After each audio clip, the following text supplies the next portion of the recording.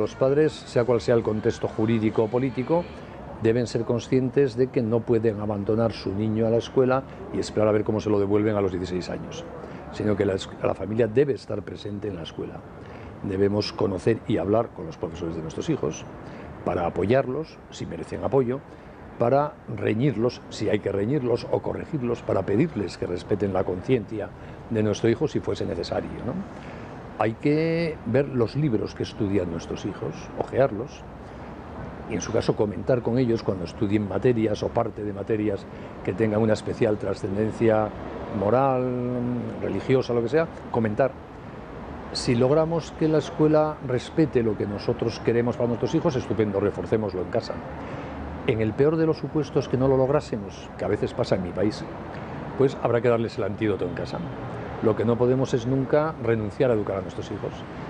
Repito, en el peor de los supuestos, un profesor deshonesto que quiere corromper la conciencia de tu hijo, unos materiales escolares que mienten sobre el ser humano y no puedes evitarlo, pues en ese caso deberás estar muy al tanto de eso y en casa darle los contraargumentos, el antídoto a esa mala formación. Por tanto, la familia no debe renunciar a dirigir la educación también en el colegio por los medios que la legislación del país permita. Por ejemplo, en España, los padres tienen derecho a participar en lo que ahí llamamos asociaciones de padres y madres de alumnos, que permiten una presencia en el colegio y dar tu opinión, decidir sobre las actividades extraescolares, los libros de texto, protestar si hay que protestar. Pues un padre responsable, católico por ejemplo, debería estar en esas asociaciones de una forma activa, porque repito, seguimos siendo responsables de la educación de nuestros hijos también en la escuela, ¿no? Y en materia afectivo-sexual, que es un tema especialmente delicado hoy día, precisamente por estas ideologías que interpretan mal la sexualidad humana, hay que tener una especial vigilancia. ¿Qué deben hacer las familias? En primer lugar, ocuparse de educar a sus hijos en materia afectivo-sexual en casa, desde muy pequeñitos. A partir de los 3-4 años hay que educar a los niños en esta materia. Hay que hablarles del valor del cuerpo, del sentido del pudor, por qué nos vestimos, por qué le vestimos, de la importancia de que haya niños y niñas para que haya un día papá y mamá, papás y mamás.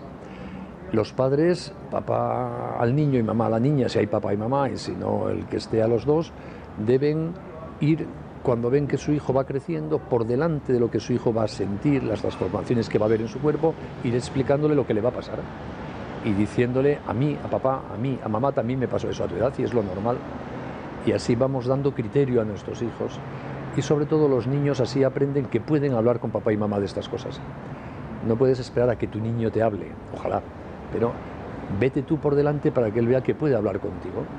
El ideal será que el niño perciba que papá y mamá son los mayores expertos en sexualidad. Y así el niño va teniendo criterio. Y si en la escuela le cuentan cosas contradictorias, pues lo comentará. Oye mamá, tú que me dijiste esto, el profe dice lo contrario. Y tendrás ocasión de hablar, de aclararlo, de desmentir, de ir a ver al profe y decirle, oiga, por favor, dejen en paz a mi niño, ¿no?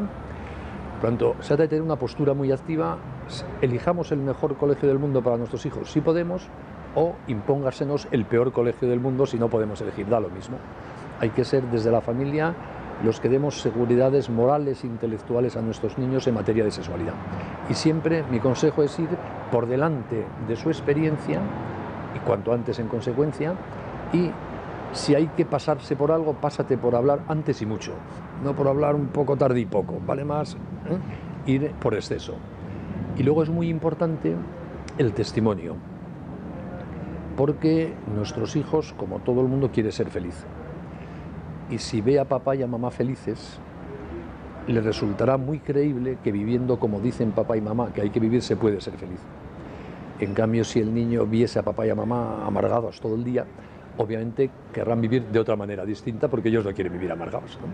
Entonces, la buena educación en familia es una mezcla de discurso y testimonio.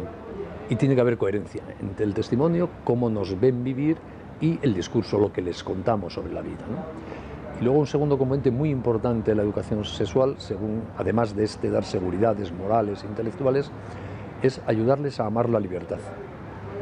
Porque los niños cometerán errores, como los cometemos todos.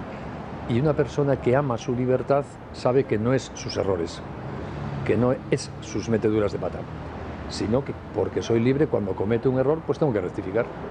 Entonces, si un niño tiene ideales claros, morales, sobre la sexualidad, y ama su libertad, está preparado para resolver cualquier problema. Y todo eso hay que darlo en casa.